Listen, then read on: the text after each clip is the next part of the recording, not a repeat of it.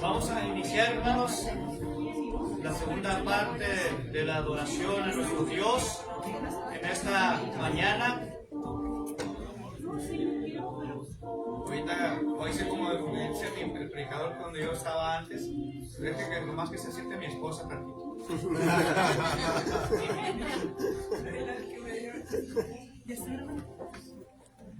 219, hermanos, por favor. En los himnarios negros, el 219. Después de esta alabanza, hermanos, vamos a prepararnos para participar lo que es la cena del Señor, ¿verdad? Hacer memoria de aquel sacrificio que nuestro Señor Jesucristo hizo por cada uno de nosotros al venir a este mundo. Recordando que el pan simboliza, es algo simbólico, el cuerpo que fue inmolado en la cruz, y el jugo de uva, ¿verdad?, que representa la sangre que derramó nuestro Señor Jesucristo en la cruz para el perdón de nuestros pecados.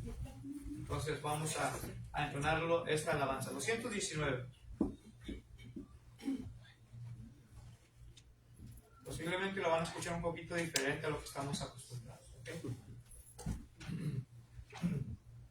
En el monte Calvario estaba una cruz, el emblema de ofrenda y dolor. Y yo amo esa cruz donde murió mi Jesús por salvar almas del pecador. Oh, yo siempre amaré esa cruz, en sus triunfos mi gloria será. Y algún día en vez de una cruz, mi corona Jesús me dará. Aunque el mundo desprecie la cruz de Jesús, para mí tiene suma canción. Pues en ella llevó el Cordero de Dios de mi alma la condenación.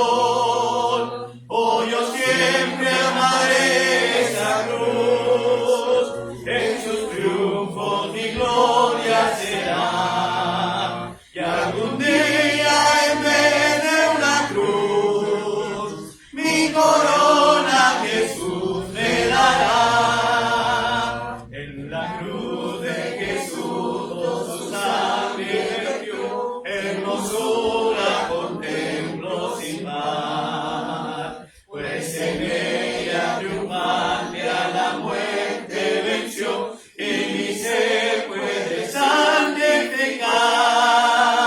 Oh, yo siempre amaré esa cruz, en sus triunfos mi gloria será. Y algún día en vez de una cruz, mi corona Jesús me dará.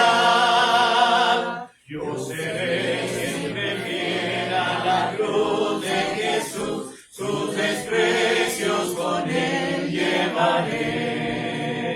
Y algún día feliz con los santos en luz, para siempre su gloria veré. Oh, yo siempre amaré esa cruz, en sus triunfos mi gloria será. Y algún día en vez de una cruz, mi corona Jesús me dará.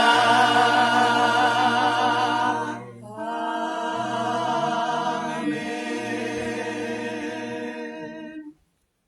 Vamos entonces, hermanos, como dije, despejar nuestras mentes, nuestros corazones, cualquier pensamiento que podamos traer para enfocarnos realmente, hermanos, en este sacrificio que Jesucristo hizo por cada uno de nosotros.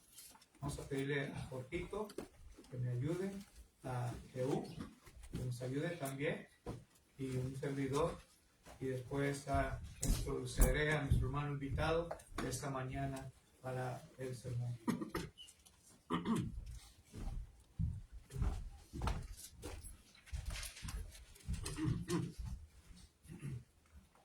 Vamos a orar, hermanos, por el pan. Nuestro Dios y buen Padre, te damos las infinitas gracias, Señor, por las bendiciones que usted nos ha dado día con día.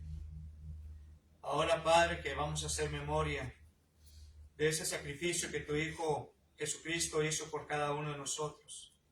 Queremos pedirle, Señor, que cada uno de nosotros que hemos de participar de ello, que reflexionemos claramente en ese sacrificio de tu Hijo.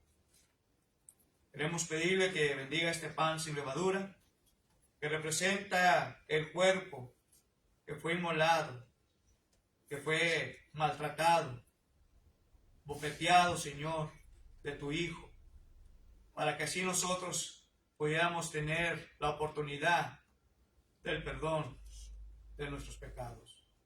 Bendiga a cada uno de nosotros que hemos de participar de él, que lo hagamos dignamente delante de tu presencia, Señor. Y asimismo, dale la honra y la gloria a usted. En Jesucristo oramos. Amén. Amén. Amén.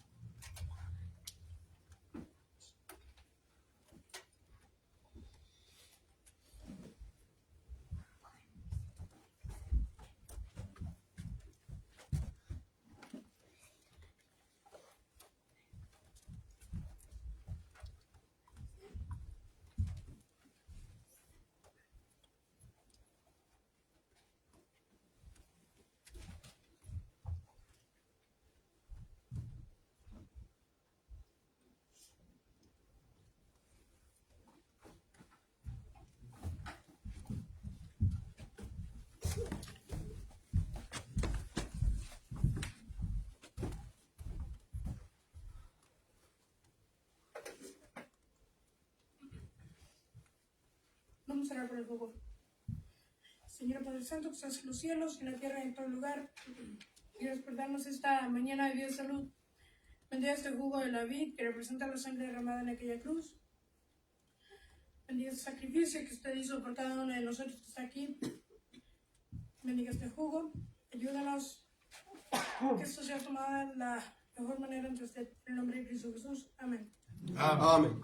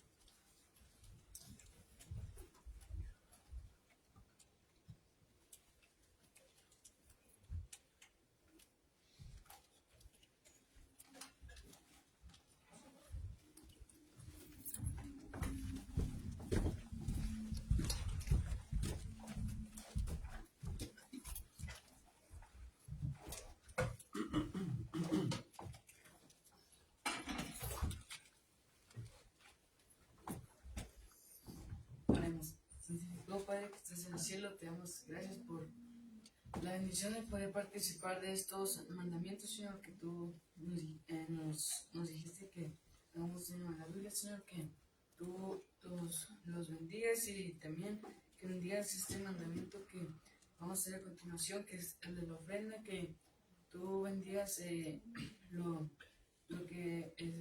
que nuestros hermanos van a dar de corazón, Señor, y que lo den de buena gana y que ese dinero lo puedan usar para buenas cosas y cosas que ocupen la iglesia, Señor. Y todos te lo pedimos en el nombre de Jesús. Amén. Amén.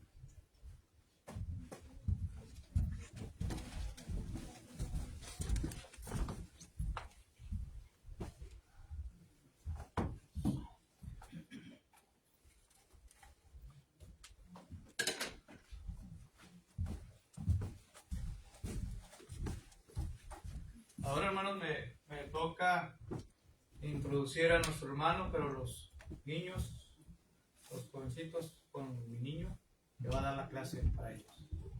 Y nosotros los niños grandes, como siempre digo, nos quedamos ahí. La Escritura dice que si no nos volvemos como un niño, no vamos a poder entrar en el reino de los cielos. Entonces, nuestro hermano invitado en esta mañana, hermanos, es nuestro hermano Daniel Martínez. Tuvimos la oportunidad, hermanos, de conocer a nuestro hermano Daniel el año pasado, si mal no recuerdo, como alrededor de estas fechas, y venían de Ensenada, Baja California, México. Es un hermano que aprecio mucho, que le amo en el Señor.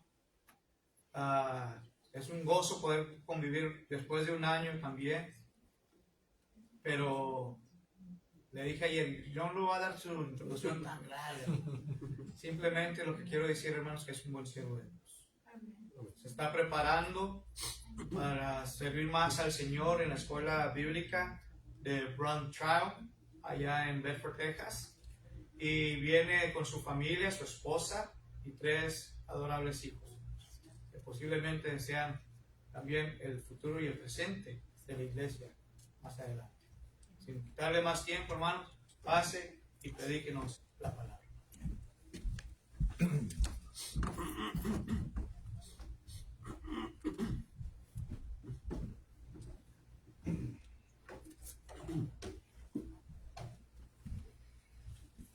Hermano, muy buenos días. Bueno, Me da muchísimo gusto, de corazón se los digo, en nombre de mi familia, de un servidor y nuestros hermanos que nos acompañan, el poder conocer finalmente a esta familia que tenemos en la ciudad de Pecos. Como dice el hermano, estuvimos de pasadita en un día, bueno, yo no me acuerdo exactamente el día, pero no era día de reunión y no pudimos conocer a ninguno de ustedes, pero por lo menos hoy me voy sabiendo que conocía la trilogía de Abraham, la familia de Benjamín. Está Belia, Carolina, está Olga, está Francis, Ana, Juanita, María, Blanca, y creo que no se me pasó ninguno, ¿verdad? No, sí se me pasó la última persona que saludé, pero es que su nombre sí no se me grabó. ¿Cómo se llama usted? Geneva. A rato me la escribe porque sí está muy bonito su nombre. Pero a todos les damos la bienvenida. Y mis hermanos, lo dije de esta manera porque este lugar es la casa de oración de nuestro Dios. Nosotros somos los que hemos sido invitados a venir a poder adorar a nuestro Dios. y quien dice la forma y quien dice lo que vamos a escuchar, lo que vamos a hacer, pues es nuestro Dios a través de esta palabra. Y ese es el deseo de un servidor, que en esta mañana podamos meditar en un tema, hermanos, que considero es de suma importancia para la iglesia. El tema se titula El propósito del sufrimiento. El propósito del sufrimiento. Se dice que hablar del sufrimiento siempre va a tener una buena audiencia. Siempre va a haber gente que necesite escuchar acerca de ese tema, porque el sufrimiento es inherente a la vida de toda persona, sea creyente en Dios o no lo sea. El sufrimiento le va a acompañar desde el momento en el que una persona nace hasta que la persona muere. Va a pasar por dosis de sufrimiento en su vida. El cristiano puede estar seguro que si sirve fiel, las aflicciones que prueban nuestra fe como cristianos van a venir. De eso tenemos que estar seguros. Por consiguiente, yo quiero que escuche muy bien los pasajes que comprueban que los cristianos van a sufrir. Escuche usted, en el Evangelio de Juan, capítulo 16 y el verso 33, dice la palabra de Dios así. Jesús dijo: estas cosas os he hablado para que en mí tengáis paz. En el mundo tendréis aflicción. Esto lo aseguró el Señor. Pero confiad, yo he vencido al mundo. Tenemos también en el Evangelio de Juan, capítulo 15, versos 19 al 21. Dice la palabra de nuestro Dios. Siénteme la manita, ¿no?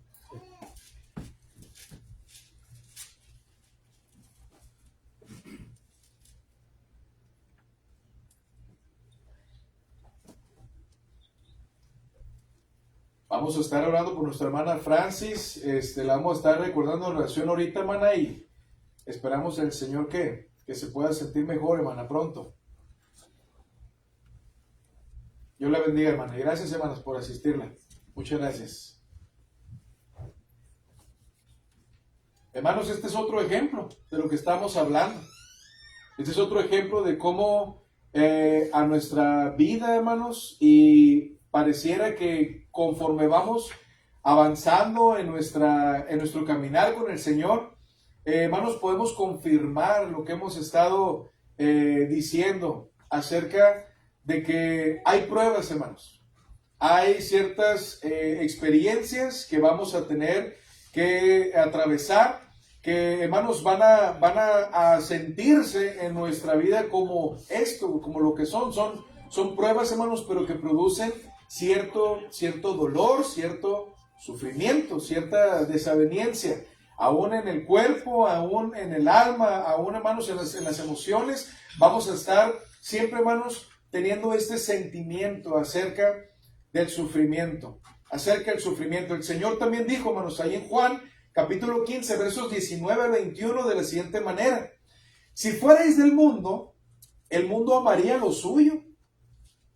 Pero porque no sois del mundo, antes yo os elegí del mundo, por eso el mundo os aborrece. Acordaos de la palabra que yo os he dicho: el siervo no es mayor que su Señor. Si a mí, noten bien lo que dice el Señor, si a mí me han perseguido, también a vosotros os perseguirán. Si han guardado mi palabra, también guardarán la vuestra. Mas todo esto os harán por causa de mi nombre, porque no conocen al que me ha enviado. La segunda carta a Timoteo, capítulo 3 y el versículo 12, dice la Escritura: y también todos los que quieran vivir piadosamente en Cristo Jesús padecerán persecución.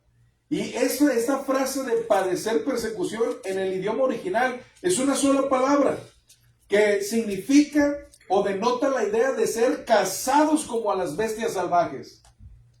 Vamos a padecer persecución, vamos a ser perseguidos, vamos a ser correteados, como si estuviera el enemigo tratando de cazarnos.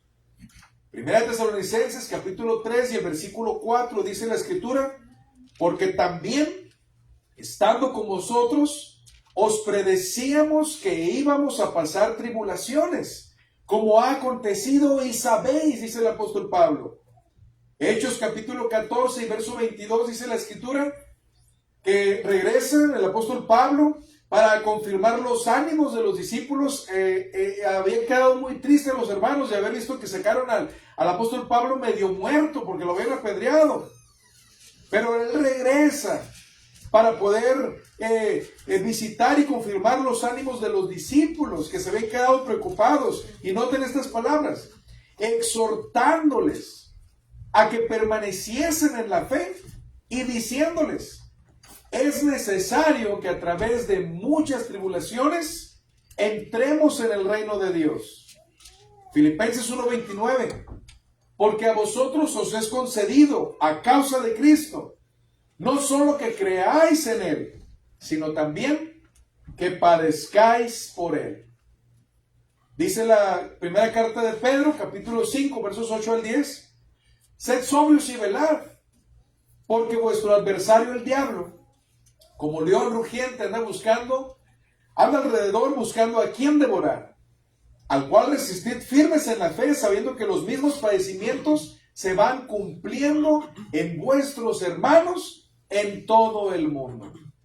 No solamente sufren los de Pecos, también sufren en otras partes del mundo, y son los mismos padecimientos por la causa de Cristo.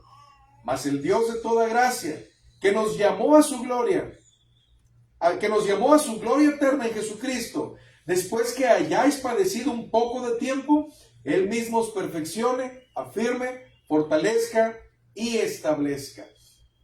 Mateo 5, versos 10 al 12, dice la escritura así: palabras del Señor Jesucristo. Bienaventurados los que padecen persecución por causa de la justicia, porque de ellos es el reino de los cielos. Bienaventurados sois cuando por mi causa os vituperen y os persigan y digan toda clase de mal contra vosotros, mintiendo. Gozaos y alegraos, porque grande es vuestro galardón en los cielos, porque así persiguieron a los profetas que fueron antes que vosotros. Y mis hermanos, podríamos seguir leyendo muchos pasajes en las Escrituras, en el Nuevo y en el Antiguo Testamento. Y hermanos, tenemos la prueba de que se nos ha advertido que el caminar del cristiano va ligado a experimentar ciertas dosis de sufrimiento. Al mismo tiempo que nosotros glorificamos a Dios, que nosotros crecemos en la gracia de Dios, que nosotros aprendemos de nuestro Señor, también el Señor quiere que nosotros, a través de las pruebas, nosotros podamos ser pulidos, hermanos. Podamos nosotros glorificar a Dios. Podamos nosotros demostrar que verdaderamente conocemos al Señor. Porque si nada más en las buenas estamos con el Señor, hermanos, eso es fácil, cualquiera lo puede hacer. Pero ¿qué tal cuando los tiempos se ponen difíciles? Mire lo que dice Santiago capítulo 1 y el versículo 2. Santiago 1:2, hermanos, nos dice algo y aquí quiero que tratemos de conectarnos con este pensamiento, hermanos, de el Señor a través de su palabra. El tema que vamos a querer compartir es el propósito del sufrimiento. Y queremos entender a través de las Escrituras que el sufrimiento lo podemos ver de otra manera. El sufrimiento, como hemos leído estos pasajes y vamos a leer otros, es para nuestro bien y es para la gloria de Dios. Miren lo que dice Santiago 1:2. Hermanos míos, tened por sumo gozo cuando os halléis en diversas pruebas. Y, hermanos, la idea que nos da Santiago en el original, hermanos, como está escrito, es que cuando de repente nos encontremos rodeados o cercados por enfrente, por atrás, por los lados, hermanos, que estemos rodeados, como cuando estas palabras son las que se usan cuando un pueblo conquistaba a otro y rodeaban la ciudad y no había escapatoria.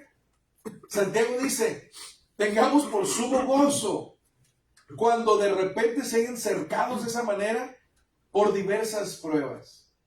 A veces tenemos que pasar por una prueba, hermanos, para entender una gran lección de parte de Dios. Pero a usted y a mí nos gustaría que esas pruebas viniesen por turnos, hermanos.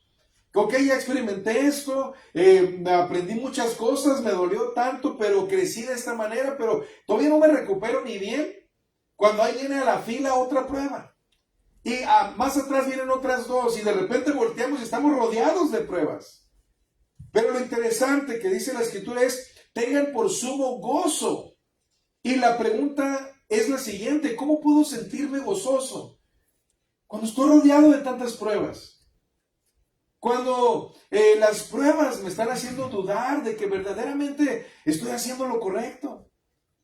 Porque, hermanos, cuando nos acercamos a Dios, nosotros confiamos en sus promesas y nosotros esperamos que las cosas cambien para bien. Pero ¿a cuántos de nosotros no nos ha pasado que al acercarnos a Dios y cada vez que nos acercamos más, empezamos a experimentar muchas situaciones que no teníamos cuando estábamos apartados de Dios? Y esto le ha pasado a toda la humanidad. Y hermanos, si somos sinceros en la palabra de nuestro Dios, cada persona que ha estado cerca de Dios ha tenido que sufrir. Esto es algo, hermanos, inherente a la vida del cristiano. Formar parte, hermanos, de nuestra experiencia cristiana es padecer persecución, tener pruebas, tener, hermanos, momentos difíciles que enfrentar. Pero noten el versículo 3, Santiago 1:3 dice, hermanos, y nos empieza a dar la idea de lo que nosotros debemos de pensar en cuanto a las pruebas. Dice la Escritura, sabiendo que la prueba de vuestra fe produce paciencia. Hermanos, la prueba, aunque parezca que nos está partiendo, nos está destruyendo por un lado, por otro lado tiene el propósito de producir, hermanos, un fruto del Espíritu en nuestro corazón. Dice, produce paciencia, hay un beneficio de poder pasar por medio de esa prueba. No es, hermanos, que Dios nos ha abandonado, que Dios se olvidó de nosotros, que Dios no tiene control de la situación, hermanos. Sin embargo, quiere que a través de las pruebas tengamos, hermanos, un carácter igual que el de nuestro Señor Jesucristo. Un carácter, hermanos, que aunque al Señor lo llevaron a la cruz y lo estaban, hermanos, ahí menospreciando, humillando, vituperando, el corazón de Jesús decía, Padre, perdónalos, porque no saben lo que hacen. No saben lo que hacen. Y hermanos, hay 4 figuras en la Biblia que Dios usa para describir a Dios y para mostrar esta realidad de lo que hemos estado diciendo. Ahorita vamos a ver, hermanos, quiero que me acompañen a la segunda carta a los Corintios, en el capítulo 4 y los versos 16 y 17. En este pasaje, hermanos, el apóstol Pablo está diciendo algo, hermanos, que a nosotros nos debe de ayudar a entender el propósito de las pruebas de nuestra vida. Y es que todo, hermanos, también depende de la forma en la que vemos nuestra realidad. Dice el apóstol Pablo de esta manera, segunda carta a Corintios 4:16. Por tanto, dice el apóstol Pablo, y esta palabra, hermanos, es una conjunción de lo que acaba de decir anteriormente con lo que va a decirnos ahora. El apóstol Pablo dice, por tanto, no desmayamos. Antes, aunque nuestro hombre exterior se va desgastando, el interior, no obstante, se renueva de día en día. Hermanos, la perspectiva de nuestra realidad la podemos ver con los ojos humanos. Voltear a vernos al espejo, hermanos, y decir, yo ya no sirvo. Yo ya envejecí, yo ya no tengo vigor, yo ya no tengo juventud. Pero, hermanos, el apóstol Pablo está consciente de esta realidad y dice, aquí hay una forma de ver la vida. El hombre exterior, sí es cierto, se va desgastando. Y, hermanos, se va a desgastar hasta que llegue a su final. Pero el creyente en Dios, el hombre interior, lo renueva de día en día con la comunión que tiene con nuestro Dios. Y noten lo que dice el apóstol Pablo, porque esta leve tribulación momentánea. Usa 2 formas, hermanos, de describir las pruebas en su vida. Y ninguno de nosotros, hermanos, hemos tenido que vivir las pruebas del apóstol Pablo. En el versículo 8, el apóstol Pablo ha dicho, estamos atribulados en todo, mas no angustiados, en apuros, mas no desesperados, perseguidos, mas no desamparados, derribados, pero no destruidos. Y pensando en estas cosas, lo que ha pasado al apóstol Pablo es que les termina diciendo, por tanto, no desmayamos, porque aunque el cuerpo exterior se está desgastando, el interior se va renovando cada día. Porque esta leve tribulación momentánea, noten hermanos, tener que pasar todo lo que el apóstol pasó, estar en naufragio, ser azotado, caer en la cárcel, hermanos, pasar hambres, para decir esto es una leve tribulación momentánea, es algo pasajero. Aunque eso lo tengas que llevar todos los días de tu vida hasta tu muerte, a lo mucho van a ser 80 años, como dice la Escritura, en los más robustos, probablemente 90 o 100 años, pero esa leve tribulación es momentánea comparada con ¿qué? Noten lo que dice aquí, porque esta leve tribulación momentánea produce en nosotros un cada vez más excelente y eterno peso de gloria. Probablemente lo que tú tengas que padecer en este mundo se está comparando, por otro lado, con lo que tú vas a experimentar del otro lado de la eternidad. Y termina diciendo, no mirando nosotros las cosas que se ven. No mirando nosotros las cosas que se ven, pues las cosas que se ven son temporales, pero las que no se ven son eternas. Si usted agarra una cora y la pone aquí de cerquita de su ojo, usted va a mirar gigante esa cora y poniéndola entre más cerca, usted va a tapar a todas las personas que están a su alrededor. Pero esa moneda, si usted la pone en la proporción adecuada y la pone, pues la mira por ahí en el piso, va a decir, mira esa monedita. Pero a veces ese problema lo hacemos tan cercano a nuestros ojos que vemos más grande el problema y dejamos de ver la grandeza de nuestro Dios. Quiero compartirles brevemente 4 figuras, mis hermanos, a través de las cuales vamos a poder entender un poco mejor el propósito de las pruebas en nuestra vida, que son para nuestro bien y es para la gloria de Dios. Y la primera figura la encontramos en Hebreos en el capítulo 12. En Hebreos en el capítulo 12 tenemos la figura de Dios como el Padre que disciplina. Y a partir del versículo 4 dice la Escritura así, porque aún no habéis resistido hasta la sangre, combatiendo contra el pecado, y habéis ya olvidado la exhortación que como a hijos se os dirige diciendo, y noten, aquí está esta figura, nos presenta a Dios como ese Padre en relación con los hijos. Dice, hijo mío, no menosprecies la disciplina del Señor, ni desmayes cuando eres reprendido por Él, porque el Señor al que ama, disciplina y azota a todo el que recibe por hijo. Si soportáis la disciplina, Dios os trata como a hijos, porque ¿qué hijo es aquel a quien el Padre no disciplina? Pero si se os deja sin disciplina, de la cual todos han sido participantes, entonces sois bastardos y no hijos. Por otra parte, tuvimos a nuestros padres terrenales que nos disciplinaban y los venerábamos. ¿Por qué no obedeceremos mucho mejor al Padre de los Espíritus y viviremos? Y aquellos ciertamente por pocos días nos disciplinaban como a ellos les parecía, pero a este, es decir, a nuestro Dios, para lo que nos es provechoso, para que participemos de su santidad. Y aquí está el propósito.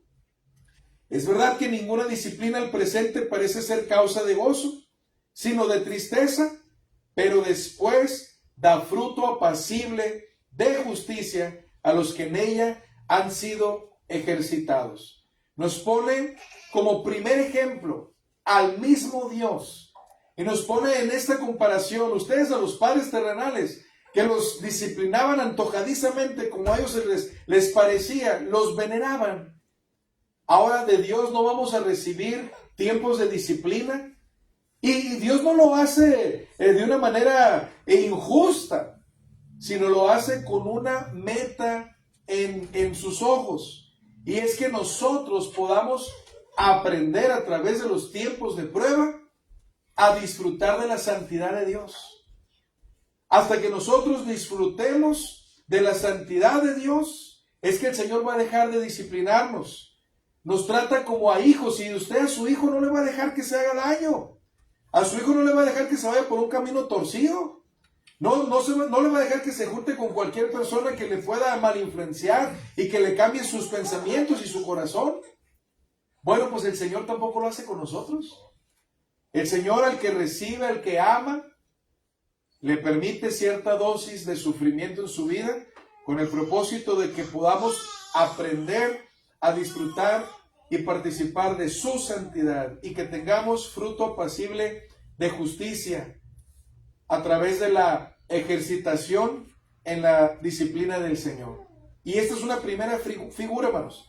La segunda la encontramos en Isaías, en el capítulo 48 y en el versículo 10.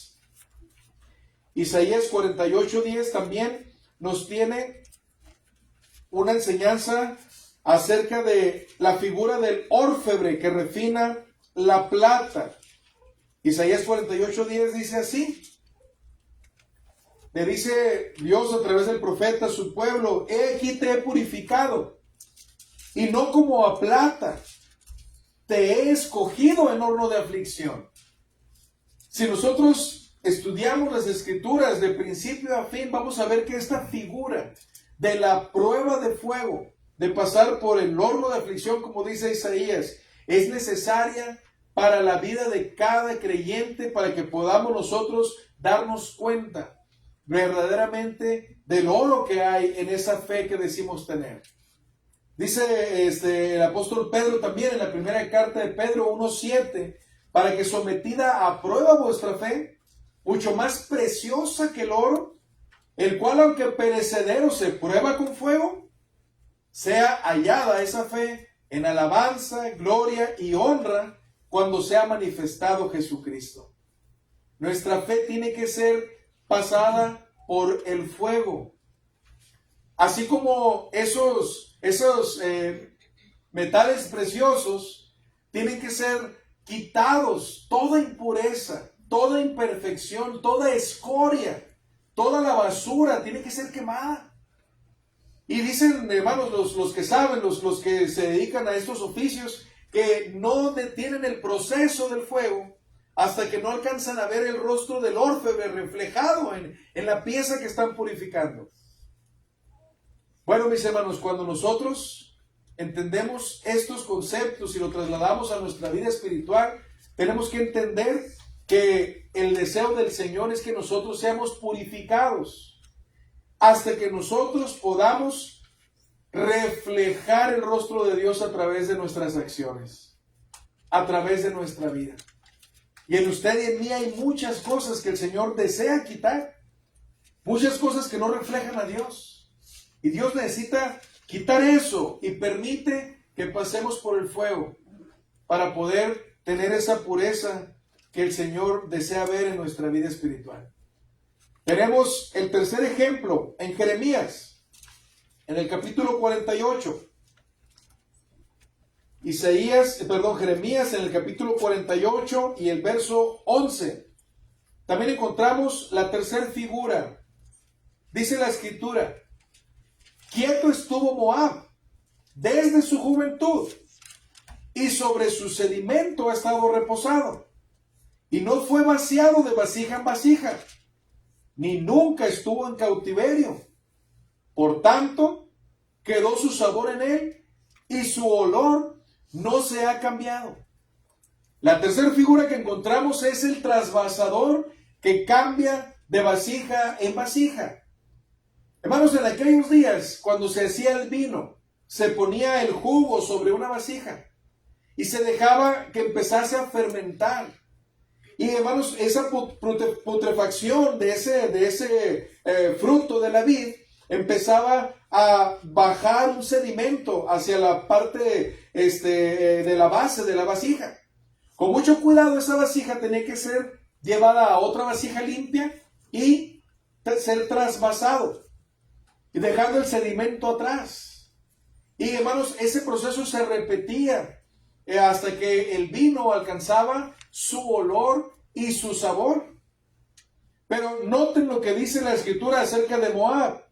Dice, quieto estuvo Moab, es decir, este no se movió desde su juventud, y sobre su sedimento ha estado reposado. No fue vaciado de vasija en vasija, como si él fuera el jugo de las uvas, ¿verdad? Este no fue vaciado de vasija en vasija, ni nunca estuvo, y aquí está la señal de la prueba, nunca estuvo en cautiverio. Nunca pasó por dificultades, nunca pasó por momentos difíciles, nunca pasó por las pruebas. Por tanto, quedó su sabor en él y su olor no se ha cambiado. Hermanos, cuando nosotros pasemos por momentos difíciles, tenemos que entender que estamos probablemente siendo cambiados de vasija. En la vasija que estábamos, hermanos, tenemos que ser removidos de allí. Tenemos que cambiar para que nosotros podamos cambiar nuestro sabor, nuestro aroma, nuestra esencia, para que nos parezcamos más a nuestro Señor Jesucristo. Tenemos que ser cambiados de vasija. A lo mejor ya estábamos muy cómodos donde estábamos. Entonces, hay un cambio de vasija. Hay una prueba que nos ayuda a poder mejorar nuestro sabor delante de Dios. Y por último, hermanos, tenemos la cuarta figura en el Evangelio de Juan, en el capítulo 15. Tenemos en esta historia, hermanos, en los versículos 1 y 2, la figura de la vid verdadera. La figura que nos presenta Dios en su palabra acerca de Él mismo, hermanos, es el hortelano que poda la vid. Y dice el versículo 1 así: yo soy, dice Jesús, la vid verdadera, y mi Padre es el labrador. Todo pámpano que en mí no lleva fruto, lo quitará, y todo aquel que lleva fruto, lo limpiará.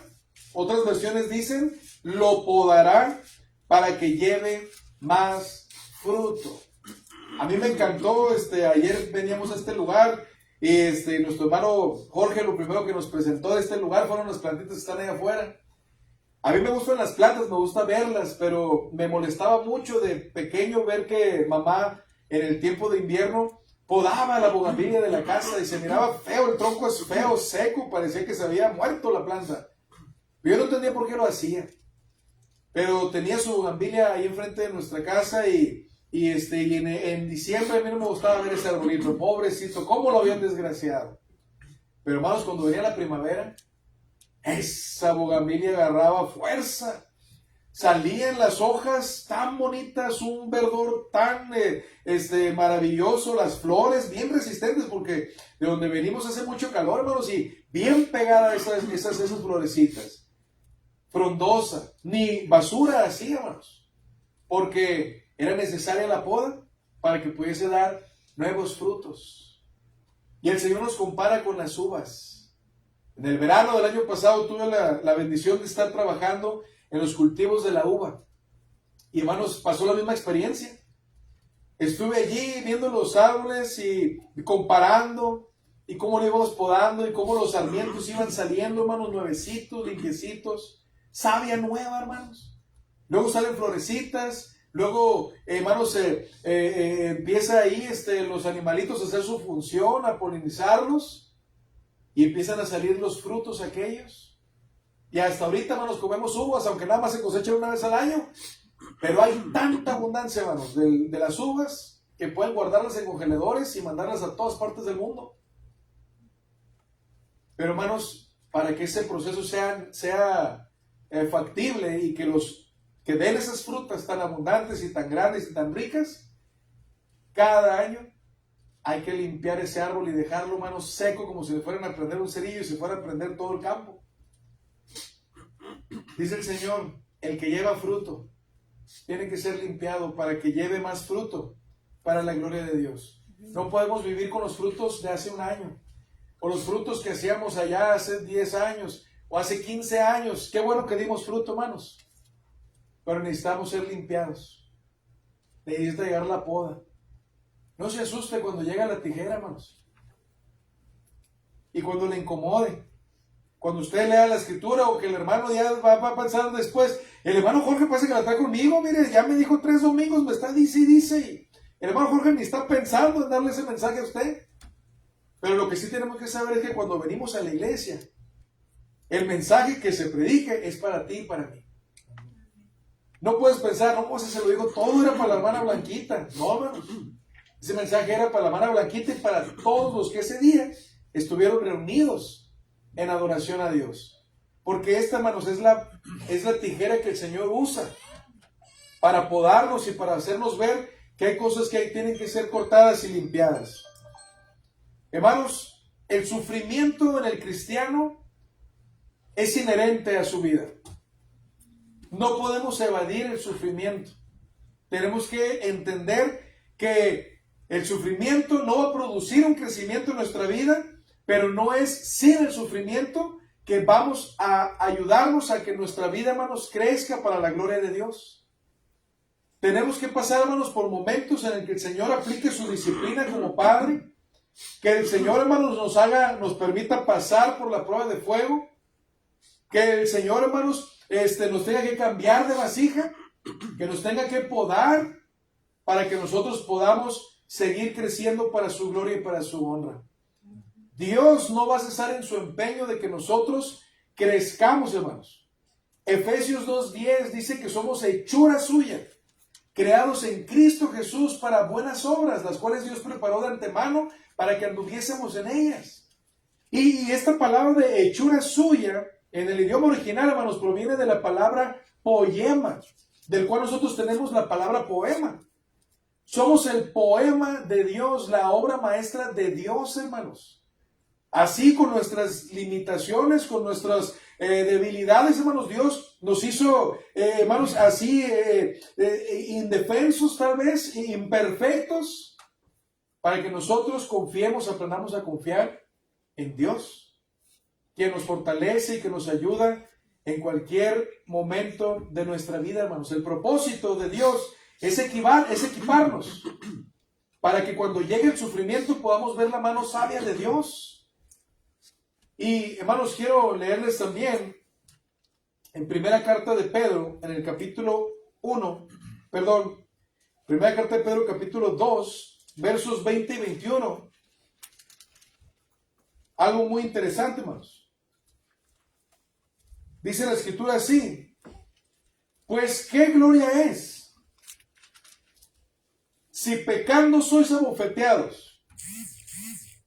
¿Qué gloria es esa? Hay muchos que cuando empiezan a caminar con Cristo, cuando empiezan a ver lo duro de las pruebas, dicen, si eso voy a recibir estando con el Señor, prefiero mejor irme afuera. Allá hago lo que yo quiero. Allá no tengo que asistir a la iglesia, no tengo que preocuparme por hacerle bien al prójimo, no tengo que preocuparme por andar en santidad. Pues por aquellos que piensan, hermanos, que afuera no hay pruebas, miren lo que dice el Señor en la palabra a través del apóstol Pedro. Dice, pues, ¿qué gloria es? Si usted por las pruebas decide irse al mundo mejor y continuar pecando, dice la Escritura, ¿qué gloria va a encontrar usted ahí? Si pecando sois abofeteados y lo soportáis, allá vas a tener también pruebas. Y la tienes que soportar. Y la mala noticia para ti es que allá no hay esperanza.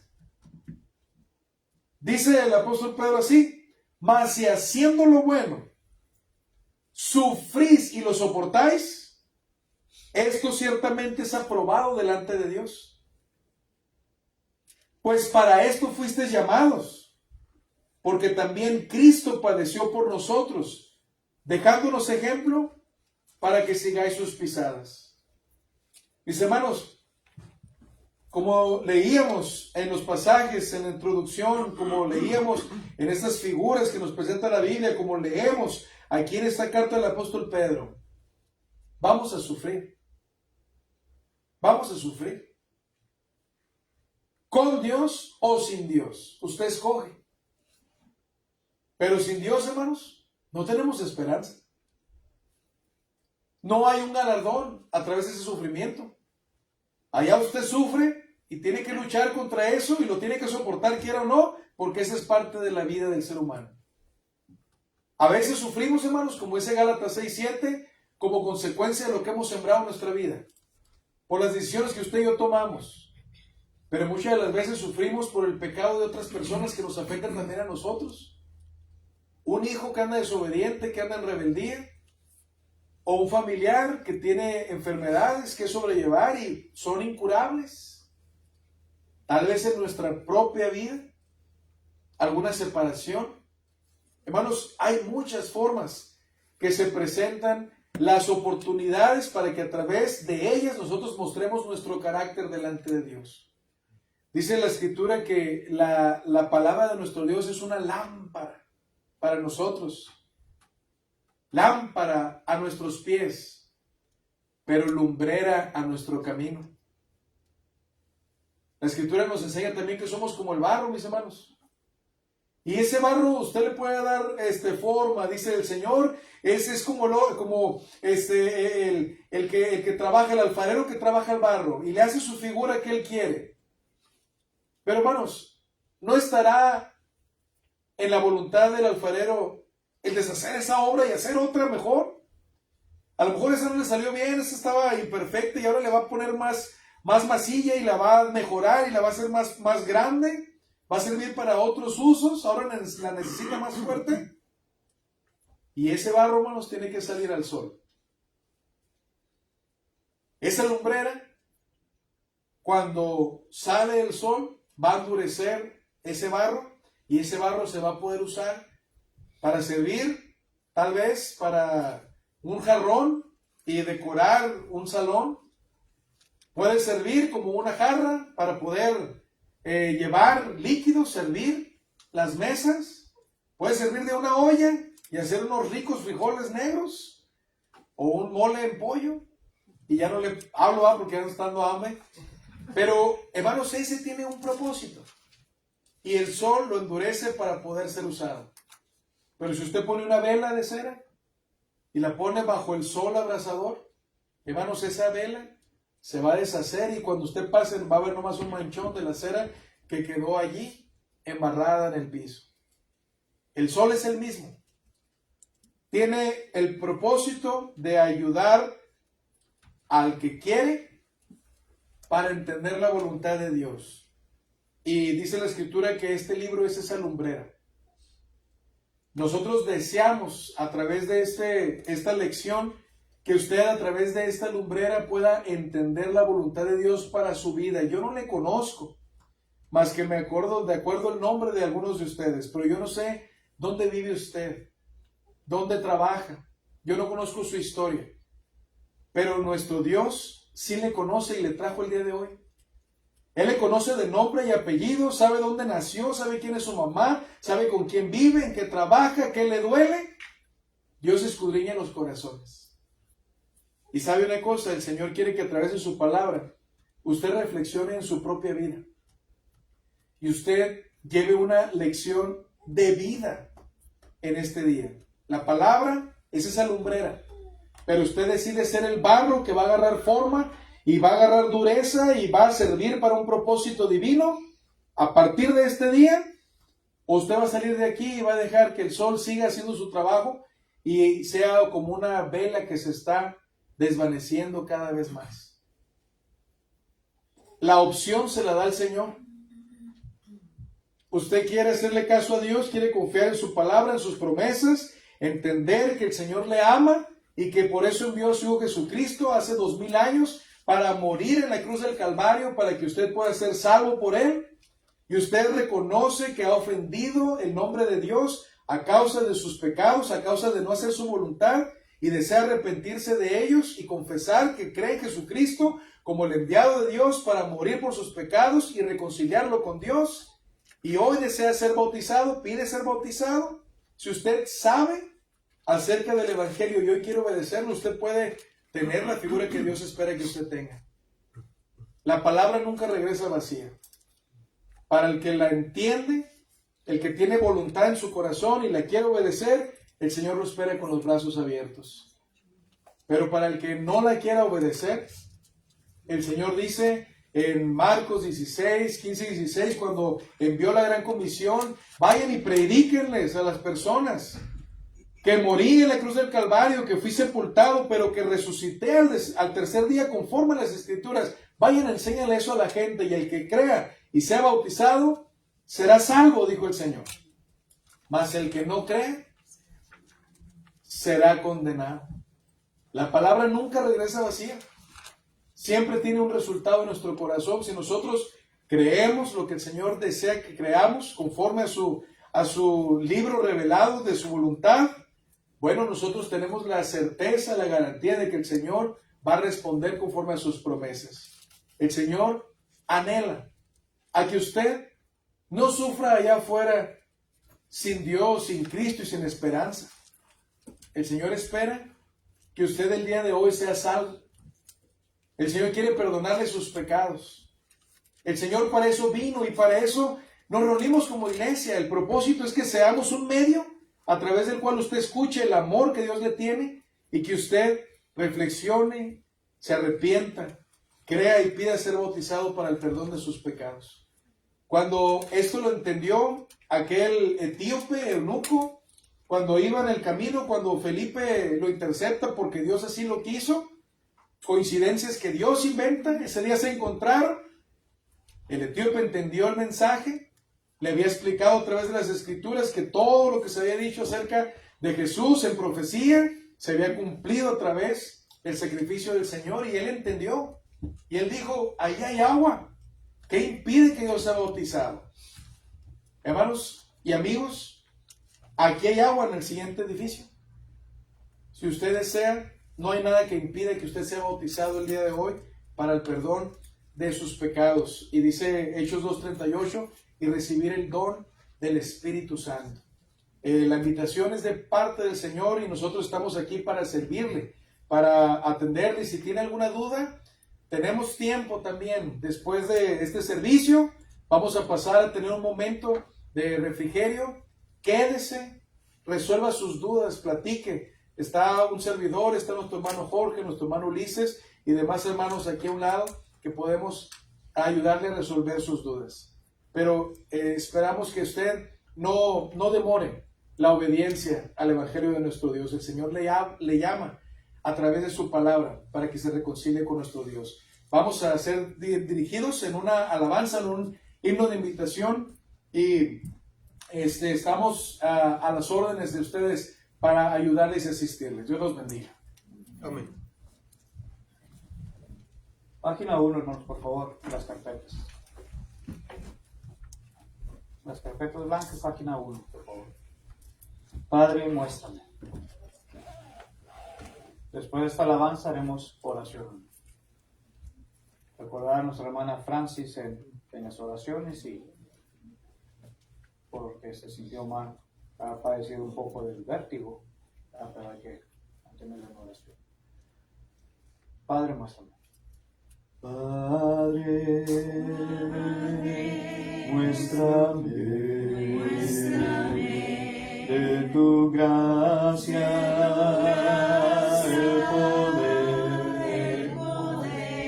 Solo tú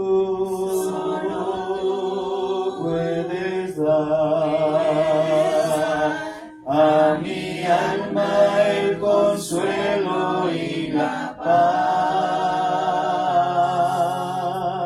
Quiero darte mi Lord por tu grandeza inmensurable. Con la eternidad cantar de tu infinito amor. Padre,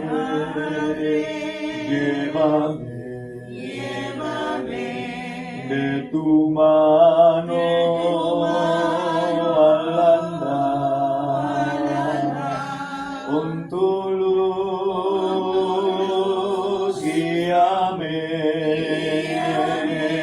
a través de las tinieblas y maldad.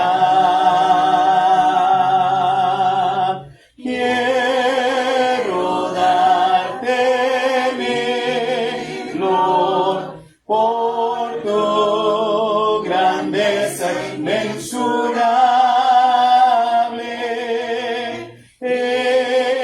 por la eternidad cantar de tu infinito amor. Oremos. Nuestro Dios y Padre eterno, gracias te damos por esta oportunidad, gracias porque tu pueblo pudo estar reunido en esta mañana para alabar y glorificar tu santo nombre. Ahora, Padre, queremos depositar en tus manos a nuestra hermana Francis, que se ha sentido mal en este día. Que usted, Padre eterno, sea el médico de cabecera de ella, que usted le ayude, Señor, a establecer su salud, Padre, para que ella siga adelante con ese gozo, con ese entusiasmo de servirte, Padre, en tu reino. Bendiga a cada uno de nosotros que estamos aquí presentes, Padre. Pedimos que supla nuestras necesidades, que podamos tener de acuerdo a tu voluntad. Y gracias te damos por todo y gracias por nuestros visitantes que están con nosotros. Y gracias por tu palabra. En Jesucristo oramos. Amén. Amén. Solamente recordar, hermanos, que hoy es el convivio. Hoy nos quedamos a comer todos.